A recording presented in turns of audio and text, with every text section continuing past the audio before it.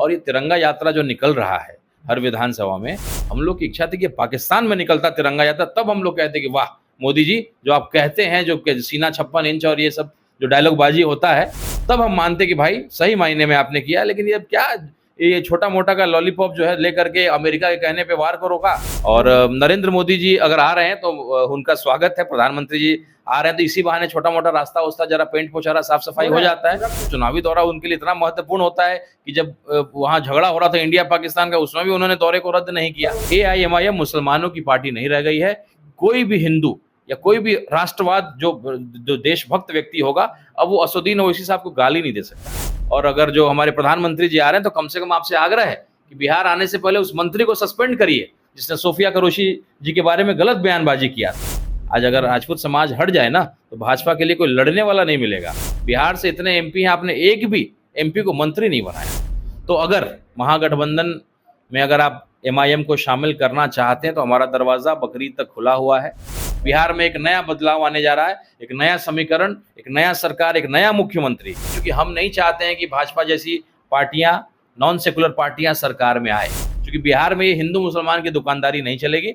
यहाँ पे आपको विकास की बात करनी पड़ेगी। पानी तो आपने रोक दिया, लेकिन जो कच्छ के रास्ते, गुजरात के रास्ते जो बिजली सप्लाई होता है, जो कंपनी वाले जो आपके मित्र लोग हैं, वो बिजली तो कभी नहीं रुका। लेकिन आपने अगर सीज फायर किया तो आप अपनी मर्जी से करते। क्या अमेरिका का राष्ट्रपति तय करेगा कि इंडिया क्या करेगा? हम इतने कमजोर हैं। भाजपा से जो उम्मीद था लोगों को, कहीं ना कहीं उसमें निराशा हाथ लगा है।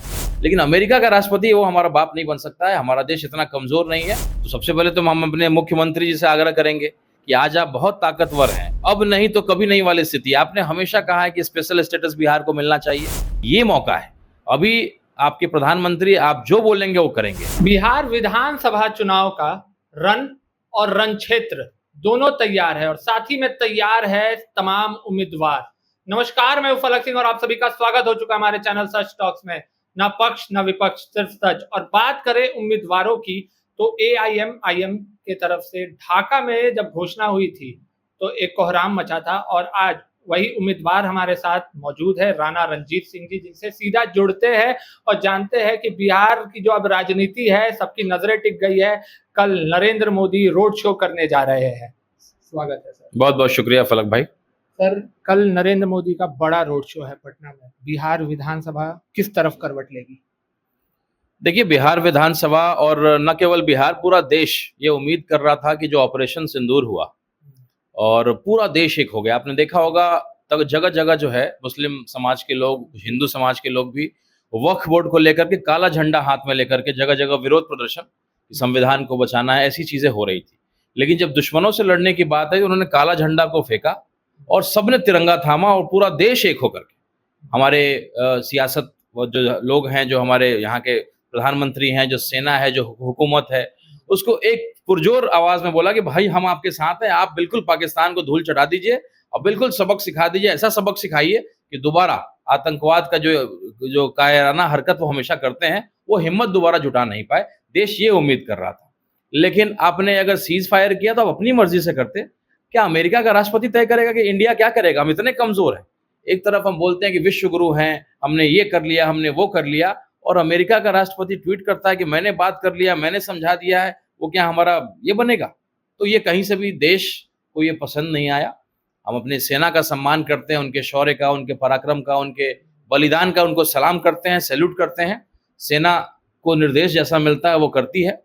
तो और मीडिया वाले भाई, चूंकि आप जैसे कुछ अच्छे पत्रकार हैं जो सोशल मीडिया और यूट्यूब चलता है, वरना मीडिया वालों ने तो इस्लामाबाद तो कहाँ कहाँ पहुंचा दिया था। तो बड़ा हास्यास्पद जो गोदी मीडिया का जो सच है, जिस तरीके से वो एक प्रोपेगेंडा चलाते हैं, और ये दिख गया कि दो चार मीडिया वाले जो खास करके वो उनका सच सामने आ गया देश में कि आप भाई क्या, किस बुनियाद पे क्या सच दिखाते हैं। पाकिस्तान की सेना कहाँ है, क्या आपने ब्लास्ट क्या करा दिया, नहीं करा दिया, झूठ सच का दुकान। केवल TRP चाहिए, केवल व्यूज चाहिए, उसके लिए कुछ भी कर देंगे। पर रंजीत जी, बीजेपी का ये कहना है कि मधुबनी से पिछली बार नरेंद्र मोदी ने जो वादा किया था वो पूरा किया, आतंकवाद का खात्मा किया, 9 ठिकाने उड़ाए, और आज बिहार की जनता उनके स्वागत के लिए तैयार है। कर 9 ठिकाने उड़ाना ही केवल हमारा मकसद था क्या? हर बार जो अगल बगल का वो, अरे सबक सिखाना मकसद था ना। ऐसा सबक सिखाना, इतनी बड़ी बड़ी बातें हम लोगों ने की कि ऐसा सबक सिखाएंगे, ये करेंगे, वो करेंगे। पानी तो आपने रोक दिया, लेकिन जो कच्छ के रास्ते, गुजरात के रास्ते जो बिजली सप्लाई होता है, जो कंपनी वाले जो आपके मित्र लोग हैं, वो बिजली तो कभी नहीं रुका। पाकिस्तान को सप्लाई होता है बिजली गुजरात से, उसको तो नहीं रोका आपने। आपने सिंध पानी को रोका, थोड़ी देर के लिए रोका। तो कहीं न कहीं बयानों से तो गोलियां चली हैं, मुंह से गोलियां चली हैं, लेकिन जो एक-एक हिंदुस्तानी उम्मीद कर रहा था कि इस बार पाकिस्तान को करारा जवाब देंगे, कहीं न कहीं हम लोग मायूस हैं। और सबसे बड़ी मायूसी इस बात की है, चलिए अगर सीज़ फायर ही करना था, रणनीतिक निर्णय हमारे प्रधानमंत्री ने अगर लेते, वो अमेरिका का राष्ट्रपति तय करेगा कि हम क्या करेंगे, वो सबसे ज़्यादा दुखद है। हमारे प्रधानमंत्री जी अगर खुद से सीज़ फायर का ऐलान किए होते, कहते कि ठीक है हम लोग रणनीतिक रूप से चीज़ों को बदल रहे हैं, तो हमें कोई दिक्कत नहीं थी। लेकिन अमेरिका का राष्ट्रपति वो हमारा बाप नहीं बन सकता है, हमारा देश इतना कमज़ोर नहीं है, अपने आप को विश्व गुरु कहते हैं, तो हम अपना निर्णय खुद लेंगे, अपनी लड़ाई खुद लड़ेंगे, कब छोड़ना है, कब लड़ना है, ये हम तय करेंगे। देश कहीं न कहीं आज बहुत गर्वान्वित नहीं है। एक जो राष्ट्रभक्ति को लेकर के भाजपा से जो उम्मीद था लोगों को, कहीं न कहीं उसमें निराशा हाथ लगा है। ये तो शुक्र है कि असदुद्दीन ओवैसी साहब जैसे नेता हैं, जब बात आई जो आज आतंकवादियों को क्या मकसद था कि वो एक इमोशनल बॉम्ब फोड़ने का प्रयास किया उन्होंने, जानबूझ करके, धर्म पूछ करके गोली मारा, क्योंकि हमारा देश बड़ा इमोशनल और सेंसिटिव देश है। हमारे देश को पाकिस्तान के पास ऐसा कोई हथियार नहीं है कि हमारे देश को हरा सके। केवल एक यही हथियार है, ये भी इन लोगों ने ही पैदा किया है कि हिंदू मुसलमान करवा दो, आपस में मर कट के लड़ कट के मर जाएंगे। पर रणजीत जी, भारतीय सेना पे तो संदेह नहीं ना है? नहीं, बिल्कुल नहीं। सेना पे बिल्कुल संदेह नहीं है। सेना हम लोग के लिए ताकत है और मुझे पूरा देश के सेना पे हम लोग हमेशा गर्व महसूस करते हैं।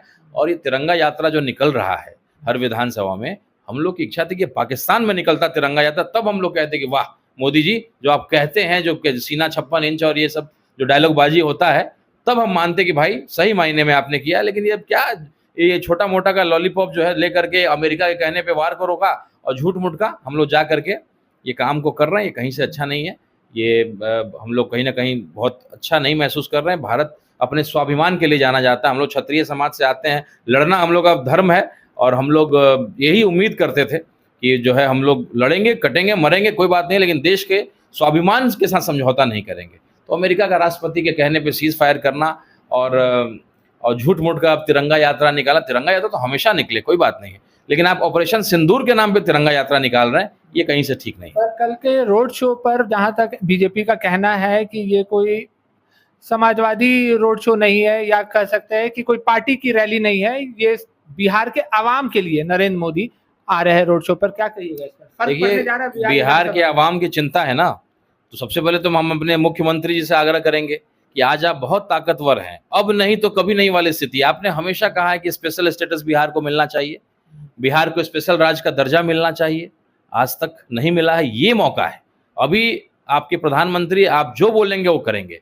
इस मौका को अगर आप नहीं भुना पाते हैं तो दोबारा बिहार कभी नहीं मिलेगा। चंद्रबाबू नायडू को देखिए, कितना पैसा ले लिया उन्होंने बार्गेन करके, चूंकि आज मजबूत है। उन दो लोग क्या बोलते हैं, बैसाखी से सरकार चल रही है, तो नायडू जी और जो हमारे नीतीश कुमार चाहें तो कुछ भी अपने प्रदेश के लिए कर सकते हैं।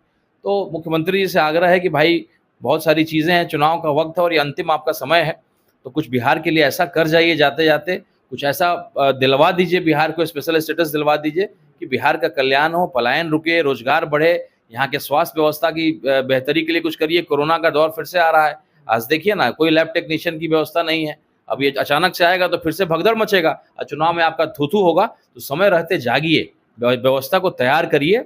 और नरेंद्र मोदी जी अगर आ रहे हैं तो उनका स्वागत है। प्रधानमंत्री जी आ रहे हैं तो इसी बहाने छोटा मोटा रास्ता उस्ता जरा पेंट पोछारा साफ सफाई हो जाता है, तो ये तो अच्छी बात है। प्रधानमंत्री को केवल चुनाव में नहीं आना चाहिए, हमेशा आना चाहिए। ये चुनावी दौरा है आपका? ये तो चुनावी दौरा है, बिल्कुल चुनावी दौरा है। और चुनावी दौरा उनके लिए इतना महत्वपूर्ण होता है कि जब वहाँ झगड़ा हो रहा था इंडिया पाकिस्तान का, उसमें भी उन्होंने दौरे को रद्द नहीं किया। उनका तो कहना है कि बिहार से अलग ही लगाव है। तो लगाव तो आएगा ना, अब तो चुनाव का समय आ गया ना, अब लिट्टी चोखा वगैरह खाएंगे और बिहार की बात होगी, क्रिकेटर का तारीफ होगा, बिहार के लोकगीत की बात होगी, बिहार की चर्चाएं होंगी, जरा कुछ कुछ कहानियां बनेगा जो लिखने वाले लोग हैं। लेकिन बिहार का जो असल समस्या है उसका समाधान नहीं होगा, बिहार का परमानेंट समाधान नहीं होगा। बिहार का एक एक चीज़ इतना महंगा हो गया है, पेट्रोल सबसे महंगा है, यूपी बगल में है, पेट्रोल पंप के मालिकों से पूछिए ना क्या हालत है। आज व्यवसाय करने वाले लोग एक एक आदमी त्रस्त है, एक एक चीज़ का टैक्स इतना बढ़ गया है। बिहार की स्थिति बहुत खराब है। अभी जो ये जो डेवलपमेंट इसका जो था अभी, उसमें भी आपने देखा होगा बिहार की क्या स्थिति हुई है। जो प्लानिंग कमीशन का जो मीटिंग था उसमें भी आपको पता लगा होगा। तो कहीं ना कहीं बिहार की चिंता करिए और नीतीश जी ये आखिरी मौका है, बिहार के लिए कुछ ऐसा मांगिए, बिहार को कुछ ऐसा दिलवाइए। और दूसरा एक बात मैं व्यक्तिगत ये कहना चाहता हूँ प्रधानमंत्री जी से कि हम लोग राजपूत समाज, क्षत्रिय समाज से आते हैं। हमारा समाज भाजपा के लिए बहुत लड़ता है। आज अगर राजपूत समाज हट जाए ना तो भाजपा के लिए कोई लड़ने वाला नहीं मिलेगा। और आज स्थिति ये है कि हमारे इतने एमपी हैं, बिहार से इतने एमपी हैं, आपने एक भी एमपी को मंत्री नहीं बनाया। कम से कम चुनाव के समय तो मंत्री बना दीजिए, किसी को एक को तो बना दीजिए। मतलब हम इतने कमजोर हैं कि बिहार का राजपूत एक भी मंत्री नहीं बनेगा, इतने सारे सांसद होने के बाद भी। तो कम से कम चुनाव से पहले बना दीजिए, इतना तो करिए। रंजीत जी, आपके जवाब से ही सवाल रहेगा, क्षत्रिय समाज बिहार का हमेशा बीजेपी के पक्ष में रहा है ज़्यादातर। क्या लगता है, आप क्षत्रिय समाज से आकर के आईएम पार्टी में, जो ओवैसी पार्टी कहा जाता है कि मुसलमानों की पार्टी है, वहां से चुनाव लड़ रहे हैं, सपोर्ट मिल रहा है, इस बार क्षत्रिय समाज क्या चाह रहा है बिहार का? देखिए, क्षत्रिय समाज हमेशा जो है राजा की तरह रहने का, राजपूत का होगा संधि विच्छेद करिएगा तो राजा का पुत्र जहां भी रहता है राजा की तरह रहता है, चाहे वो छोटे गांव में हो या राज्य में हो। कहीं ना कहीं स्वाभिमान से समझौता वो नहीं करता है। आज जो स्थिति है क्षत्रिय समाज की, संख्या चूंकि हमारी है नहीं, हम लोगों ने बलिदान दिया, हम लोग हर युद्ध में, हमारे 14 साल 15 साल के लड़के चले गए लड़ने के लिए, लड़ करके अपना बलिदान किया देश के लिए, लड़ने के लिए हमेशा तैयार रहे। तो हमारी जनसंख्या नहीं है। अब रणनीतिक रूप से आइए कि भाई अगर लोकतंत्र में अगर आपको मजबूत होना है, सीएम, डिप्टी सीएम, बड़ा बड़ा मंत्रालय चाहिए, तो आपको मजबूत होना पड़ेगा। तो आज ये बताइए कि राजपूत समाज कहाँ जाए? अकेले वो सत्ता में आ नहीं सकता है। मजबूरी में भाजपा वाले जानते हैं कि भाई ये जाएंगे कहाँ, उधर जा नहीं सकते हैं, आरजेडी वाले के पक्ष में जाएंगे नहीं। बसता ये है कि मजबूरी में वो जानते हैं कि यहाँ आएंगे। और यहाँ पे आपको मालूम है कि एक वर्ग को ही सारा प्राथमिकता दिया जाता है। कौन से है? जो यहाँ के अभी आपके प्रदेश अध्यक्ष जिस जाति से आते हैं, और जो आपके बाकी लोग भी हैं। अगर कई लोग कहते हैं कि बीजेपी का संधि विच्छेद करिए, तो बी जो है ना, भारतीय की जगह कुछ और है, वो लोग जानते हैं, वो हमसे आप पूछ सकते हैं। तो राजपूत समाज आज मजबूर बन गया है। मैं एक बड़ा प्रयास कर रहा हूँ। विधायक सांसद बनना बड़ी चीज़ नहीं है, बचपन से देखा है परिवार में, पिताजी जब पैदा हुआ तब से मंत्री विधायक देखा है, और लगातार मेरे परिवार में है वो चीज़। भाई भी मेरा लक्ष्य ये है कि राजपूत समाज को सीएम, डिप्टी सीएम बिहार का बने, स्वास्थ्य विभाग, पथ निर्माण विभाग, बड़ा बड़ा विभाग किसी राजपूत के बेटा को मिले। ये पर्यटन और साइंस एंड टेक्नोलॉजी का लॉलीपॉप नहीं मिले।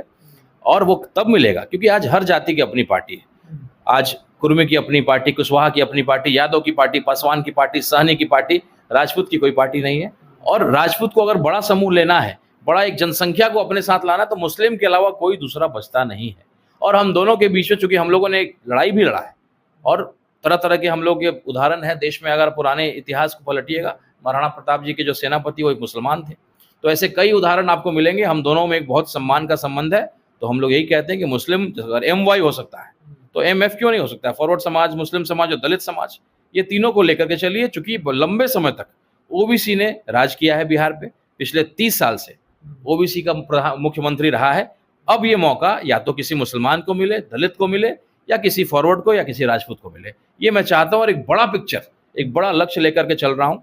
शुरू में मेरे समाज के लोग भी मुझे गालियां देते थे, सोशल मीडिया पे तरह तरह की बातें करते थे, लेकिन जैसे जैसे मैं आगे बढ़ रहा हूँ, अब उनको मेरा पॉलिटिक्स और मेरा एक तरीका उनको समझ में आ रहा है कि अगर मैं ढाका से चुनाव लड़ रहा हूँ, ठीक है, आज 100% मुस्लिम मेरे साथ नहीं, लेकिन 50% मुसलमान मेरे साथ है, समर्थन में है, तो बिल्कुल है। नौजवान तो 100% मेरे साथ है। और वैसे लोग जो मुंबई चले गए, गल्फ चले गए, बाहर एक्सपोजर कभी ना कभी कमाने चले गए, उनका आंख खुल गया है, विजन खुल गया है कि कौन सही से लड़ सकता है।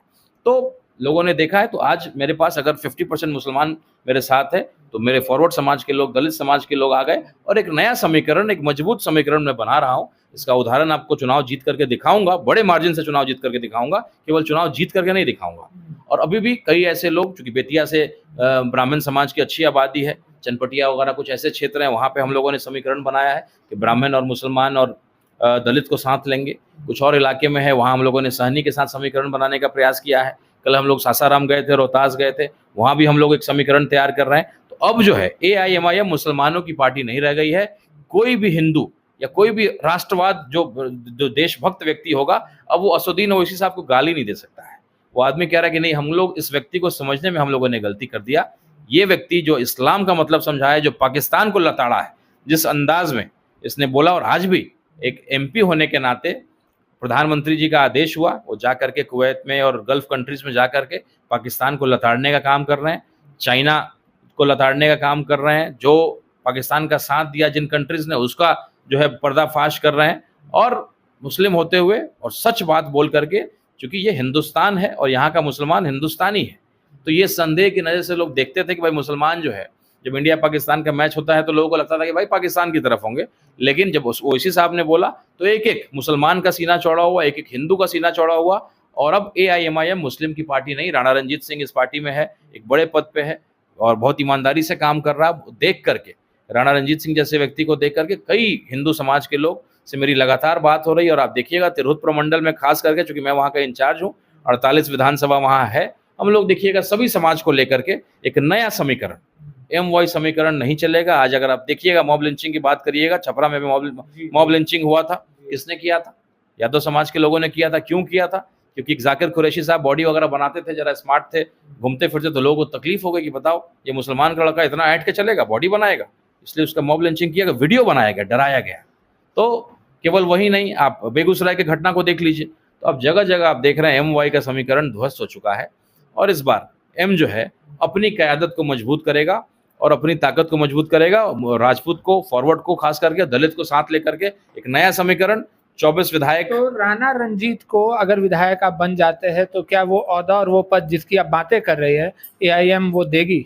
बिल्कुल देगी। आज जो सम्मान मुझे मिलता है इस पार्टी में, आप देखिए ना, कहीं पे भी अगर होगा, ओवैसी साहब के बगल में बैठने का मौका मिला, ओवैसी साहब ने धमकी की चोट बोला कि एक राजपूत मेरा यहाँ बैठा हुआ है, मेरा राजपूत भाई यहाँ बैठा हुआ है, तिरंगा साफा हमने बांधा, तो उन्होंने बिल्कुल शौक से उसको बंधवाया। और मंच पे भी बोला कि भाई हमें परहेज कहाँ था, लेकिन हमारे भाई ने मुझसे पूछा तो हमने बंधवाया, कभी किसी ने पूछा नहीं तो हमने नहीं बंधवाया। हम भी उतने ही हिंदुस्तानी, और हमें किसी न तिरंगा से, न भारत माता की जय से, न हिंदुस्तान जिंदाबाद, किसी से परहेज नहीं है। लेकिन कोई ज़बरदस्ती क्यों बुलवाएगा? मैं अपने हिसाब से बोलूँगा। ये हमेशा उनकी बातें थी।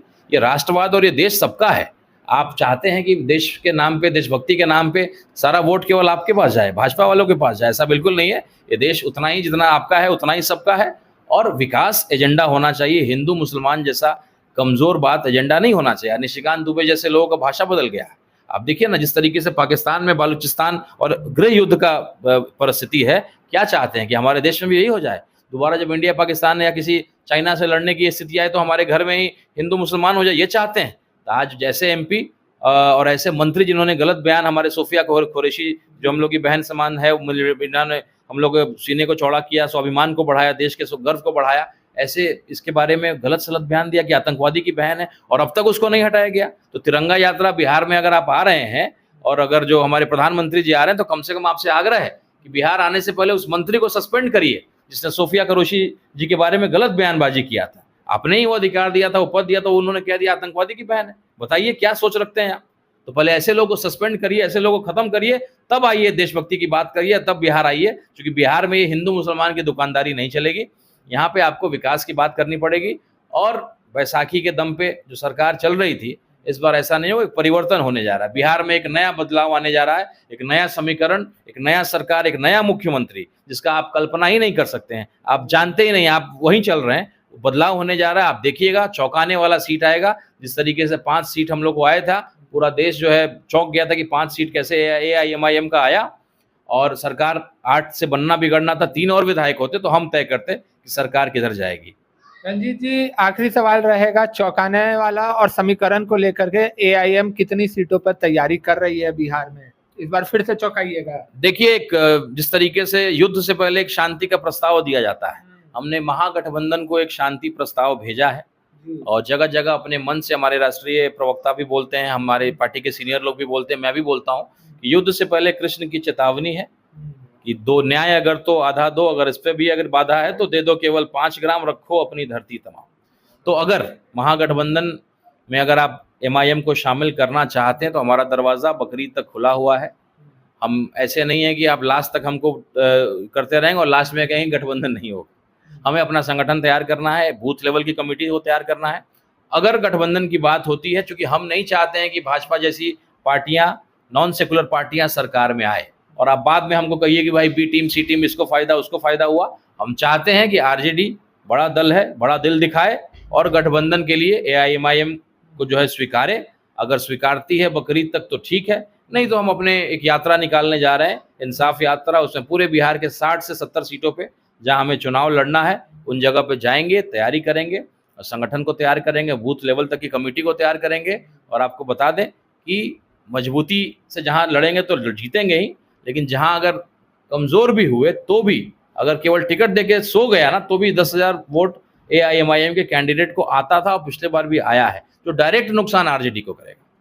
तो धन्यवाद रंजीत। निर्णय उनका है। अगर सरकार और सीएम बनना चाहते हैं, भाजपा जैसी पार्टियों को हटाना चाहते हैं, तो हमारा दरवाजा खुला हुआ है, गठबंधन आप करें।